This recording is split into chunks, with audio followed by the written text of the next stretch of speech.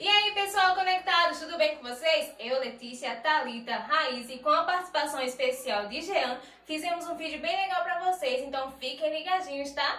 Se você ainda não é inscrito, se inscreve no nosso canal. Ativa o sininho para receber as novas notificações. E não esquece, tá? Toda terça-feira estaremos aqui postando novos vídeos pra vocês. Fiquem ligadinhos. Vamos!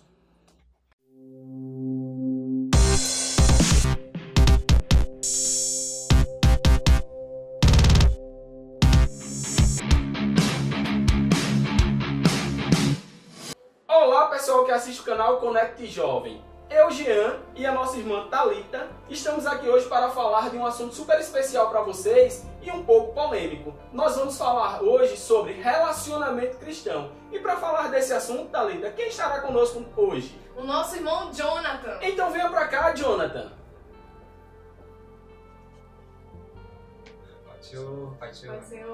Para iniciar as perguntas de hoje, a Thalita vai começar fazendo duas perguntas e logo depois eu farei outras duas perguntas para você, Jonathan. Jonathan, nós gostaríamos de saber como deve ser o namoro cristão. Amém. Quero primeiramente agradecer a Deus, por essa oportunidade de estar aqui com vocês falando de um tema bem atual e bem polêmico, como o nosso irmão Jean falou. E a pergunta, como deve ser o namoro cristão? E o namoro cristão, o termo já está dizendo, tem que ser cristão, ou seja, tem que ser baseado nos valores cristãos. Então esses valores estão contidos dentro da palavra de Deus. Então o manual do cristão é a palavra de Deus. Então o namoro cristão deve estar baseado justamente na palavra de Deus. E esse namoro, se ele não estiver baseado na palavra de Deus, ele tende a fracassar. Assim como a gente compra algo e vem com um manual, se a gente não usar esse algo que a gente comprou através desse manual, o que é que pode acontecer? Esse equipamento que a gente comprou, ele pode quebrar ou algo do tipo. E justamente o namoro cristão, se a gente não fazer com que ele esteja dentro dos padrões bíblicos, esse namoro ele tende a fracassar. E justamente sobre isso eu queria ler um versículo para aqueles que estão aí nos ouvindo, que está em Filipenses capítulo 4 e versículo 8. Esse versículo ele não fala a princípio sobre namoro, mas a gente pode levar para o namoro. Então, a palavra de Deus diz assim: quanto ao mais, irmãos, tudo que aqui está dizendo já como deve ser o namoro cristão. Quanto ao mais, irmãos, tudo que é verdadeiro, ou seja, o namoro cristão deve haver fidelidade. Ainda prossegue Paulo dizendo, tudo que é honesto, ou seja, o namoro cristão deve ser decente. Tudo o que é justo ou íntegro, direito, tudo que é puro, ou seja, pureza no namoro cristão. Tudo que é amável. Não é por acaso que o nome namoro está contido a palavra amor. Então tem que haver amor no namoro. Tudo que é de boa fama, ou seja, o namoro cristão deve ter um bom testemunho. E também aqui fala, se há alguma virtude, ou seja, o namoro cristão deve visar as virtudes um do outro, não apenas a beleza, porque muitos se confundem e olham apenas o exterior, Então a gente tem que ver a questão das virtudes que as pessoas têm ou o jovem tem antes de começar a namorar. Porque às vezes a pessoa começa a namorar apenas pela beleza. E às vezes a beleza com o tempo ela passa, ela vai embora. Então se o namoro cristão estiver baseado na beleza, tende ao tempo passar, o amor vai esfriar porque a beleza vai passar, mas as virtudes, o caráter é que fica. Então aqui continua Paulo a dizer que nisso pensai. Então o namoro cristão ele deve ser baseado nisso, na palavra de Deus. Amém. Vamos para a nossa segunda pergunta. Como saber se eu estou pronta para namorar? Bom, essa é uma pergunta bem questionado entre os adolescentes. E assim, não existe, Thalita, uma idade assim que eu diga, eu estou com essa idade e estou pronto para namorar. Não. Na verdade, o apóstolo Paulo fala, até cita em 1 Coríntios capítulo 11, versículo 11, e ele faz distinção de quando ele era menino, ele fazia coisas de menino. Então, a distinção entre um menino e uma pessoa que porta-se como adulto. Ou seja, o que vai predominar em relação a você começar o seu namoro é justamente a maturidade. Não é a questão de idade, porque existem pessoas que têm 25 anos, mas não têm atitude de pessoas de 25 anos, são imaturas. E também em relação a quando se iniciar o namoro, tem visto também do jovem, o jovem cristão, ele tem que ter o pensamento do casamento. Então o propósito dele namorar é justamente se casar. E para que isso aconteça, ele tem que justamente, vamos dizer assim, terminar seus estudos, tem que procurar uma profissão ou começar a trabalhar, porque o namoro cristão ele tende ao casamento. E é justamente isso que eu anotei aqui, que diz assim, ó, namorar cedo não torna uma pessoa mais madura no amor. Quem muito namora não fica mais experiente, mas sim com mais feridas.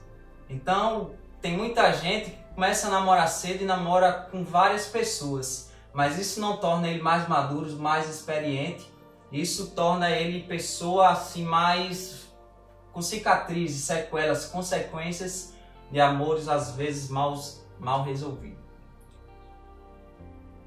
Jonathan, visando toda essa vulnerabilidade que você falou hoje aqui para nós, um jovem cristão, ele deve namorar uma pessoa não cristã? Sendo ele homem ou mulher, ele deve olhar para fora do cristianismo e começar um namoro? Olha, em relação a isso, a Bíblia é bem clara. É até um versículo que eu vou ler aqui em 2 Coríntios, capítulo 6, 14, que diz assim, ó, não vos prendais a um jugo desigual com os infiéis, porque que sociedade tem a justiça com a injustiça? E que comunhão tem a luz com as trevas? O contexto aqui que Paulo está falando, ele não prioramente está falando em relação ao namoro, mas a gente pode usar esses princípios justamente em relação ao relacionamento cristão, em relação ao namoro. Então aqui ele fala de um jugo desigual. E esse jugo que antes era usado, muito ainda é usado hoje, é justamente um pedaço de madeira que é colocado assim nas costas do boi, de dois bois, para arar a terra ou também levar uma carroça. E o que isso quer dizer? Se a gente pegar essa madeira que era colocada como jugo e colocar um boi e colocar um bode, se vocês forem observar, vai haver um jugo desigual, não vai haver uma harmonia, não vai haver uma compatibilidade entre esses dois animais. Então tende a fracassar aquele caminho naquele roçado ou naquela carroça. E também a gente tem que observar, em relação ao jugo desigual, a gente observa o seguinte, se formos analisar a questão do jugo desigual, se você começar a namorar ou casar com uma pessoa não cristã, a gente vê exemplos claros no cotidiano, em nossas igrejas, que tendem a fracassar. Na maioria dos casos, eu sou líder de jovens e a gente observa jovens que começam a namorar com pessoas não cristãs. Hoje o casamento é um fracasso. Então o que a gente tem a aconselhar aos jovens é não corra esse risco. Vamos dizer que a cada 100 casos de você começar um namoro cristão e com um não cristão e der certo, vamos dizer que a cada 100 um dê certo. Vale a pena o risco a ser corrido? Vamos supor aqui que aqui houvesse 100 aviões e 99 desses aviões viessem a cair quando voasse. E a gente dissesse, ó, Thalita, tem 100 aviões aqui, 99 vão cair e um vai escapar. Você ia escolher assim entre os 100, eu vou escolher assim? Eu acredito que não. Por quê? Não vale a pena arriscar. E outra coisa, não existe em questão de namoro missionário. Ah, eu vou começar a namorar com a jovem ou com um jovem para ele se converter a Jesus. Não. Então não existe essa questão de namoro missionário. Então não vale a pena você começar um namoro com uma pessoa não cristã, porque depois, quando você se casar, a compatibilidade, a questão da sua fé, a questão dos seus princípios não vai ser compatível com o seu companheiro ou com a companheira.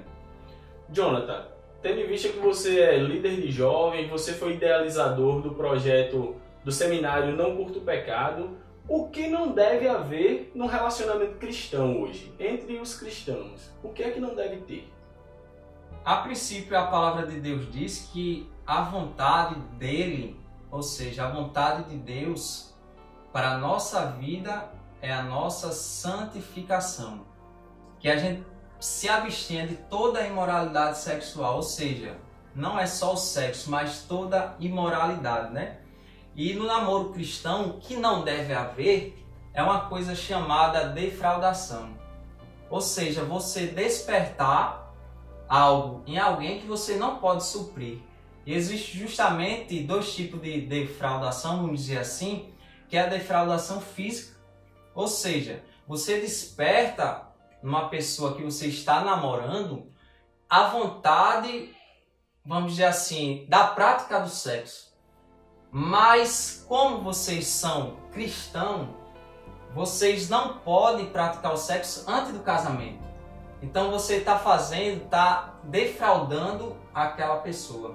Então não pode haver essa defraudação física, porque você está ali despertando algo que não pode suprir.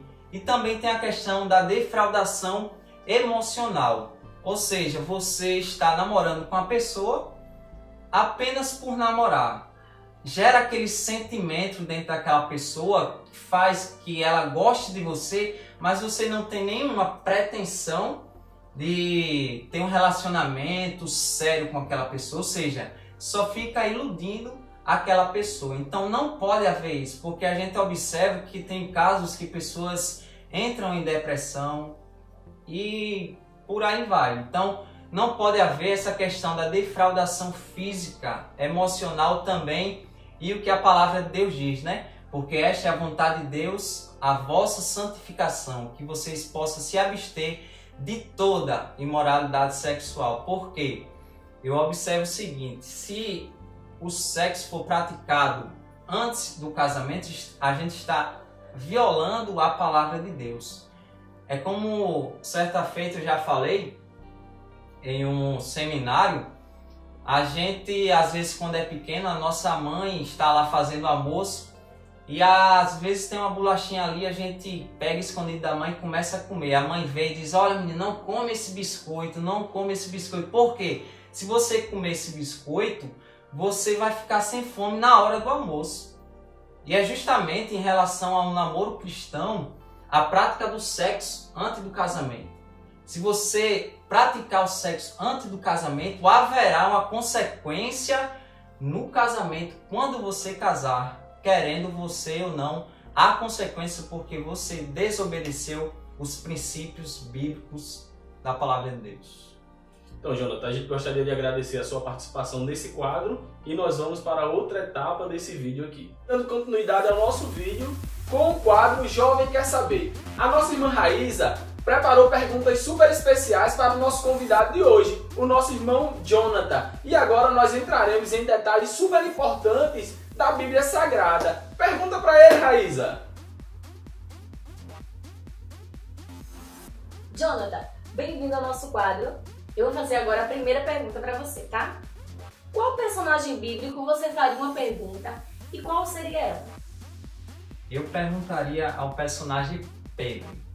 Eu perguntaria a ele como foi, qual a sensação dele receber ali o perdão de Deus, o perdão de Cristo, ali após a ressurreição.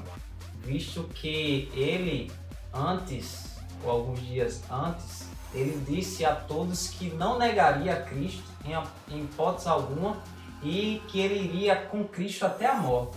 Mas não foi isso que aconteceu. Ele negou a Cristo, mas depois da ressurreição, Cristo foi até Pedro e restaurou ele ali, dando perdão, perguntando a Pedro 3 vezes se ele o amava. Amém. Jonathan, vamos para a segunda pergunta. Se você estivesse na ilha de Patmos e encontrasse com João, qual pergunta você faria a ele? Bom, perguntaria a ele como é que ele conseguiu, né, permanecer fiel a Deus, mesmo naquelas condições ali como preso, ele conseguiu ser fiel a Deus, perseverar até o fim, mesmo naquelas condições adversas, mas ele não negou a Cristo e por esse motivo Deus ali naquela ilha concedeu a ele revelações que hoje está contida no livro do Apocalipse, que é um privilégio para nós saber das coisas futuras que irão acontecer. Então foi um privilégio ali para João e essa seria a pergunta que eu faria para ele. Jonathan, queremos agradecer pela sua participação no nosso quadro Jovem Quer Saber. Eu que agradeço. E para você que pensou que acabou, temos mais um quadro com vocês no Conect Jovem, que é o Desafio Bíblico. E nesse quadro nós temos a apresentadora Letícia fazendo as perguntas para o nosso convidado de hoje, o nosso irmão Jonathan. Olá pessoal, agora nós vamos começar o Desafio Bíblico. Primeiro eu vou perguntar pra você é bom de Bíblia? Sou um pouco. Muito bem, então a gente vai funcionar assim. Vamos fazer 3 perguntas e se você acertar pelo menos 2, você tem direito a um brinde especial que a gente vai dar no final do vídeo, ok? Ok.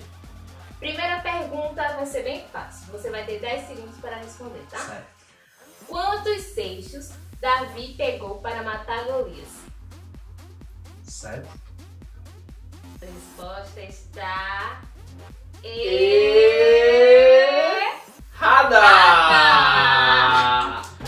Tá errada! A resposta certa é... 5. Davi pegou 5 seixos na beira do rio Passa, para matar o gigante Golias. Mas ele chegou perto, só foi Falta isso, duas, só ficou faltando 2. E agora vamos para a segunda pergunta. Vamos lá, Jonathan. Qual foi o nome da mulher de José? Você tem 10 segundos para responder essa pergunta. José do Egito ou José de Maria? José do Egito. Vamos lá, 10 segundos. Azenato. Azenate, a resposta está... A resposta está correta. O nome da mulher de José é Azenato. Muito bem. Agora para a terceira pergunta. O que aconteceu com os soldados que jogaram os 3 jovens na fornalha? Eles morreram todos queimados. Muito bem, a resposta está correta. Parabéns. Então, pessoal, nós gostaríamos nesse momento chamar aqui conosco a nossa irmã Raíza e a nossa irmã Thalita para trazer o brinde especial que nosso irmão Jonathan ganhou nessa tarde. Então, pessoal, no dia de hoje, nós tivemos a oportunidade de ter aqui conosco uma pessoa super especial, o idealizador do projeto Não Curta o Pecado e também líder de jovem. Hoje nós falamos sobre um assunto um pouco polêmico, que é sobre relacionamento cristão. As meninas que estão aqui, Thalita, Letícia, Raíza e eu, Jean, fizemos uma participação com o nosso irmão Jonathan. Jonathan, nós gostaríamos de agradecer pela sua participação nessa tarde, que Deus continue abençoando a sua vida e que você continue sendo essa bênção para todos os jovens. Amém. Eu que agradeço a equipe aqui da Conect Jovem. Acredito que Deus é quem está abençoando esse projeto e vai continuar abençoando para que mais jovens venham ser alcançados pela palavra de Deus, por um conselho. Então, que Deus abençoe toda essa equipe do Conect Jovem, em nome de Jesus. Então, pessoal, o desafio de hoje proposto para o irmão Jonathan, ele foi cumprido. E nisso, como prometido, ele ganhou brindes no nosso canal. A nossa irmã Raíza vai entregar o nosso primeiro brinde e a nossa irmã Letícia o segundo brinde. Obrigada, Jonathan. Deus te abençoe. E o chaveirinho do nosso canal. Muito obrigada pela participação. Gostaríamos de agradecer ao irmão Jonathan e a todos vocês que viram o nosso canal e viram o nosso vídeo. Até a próxima! Tchau!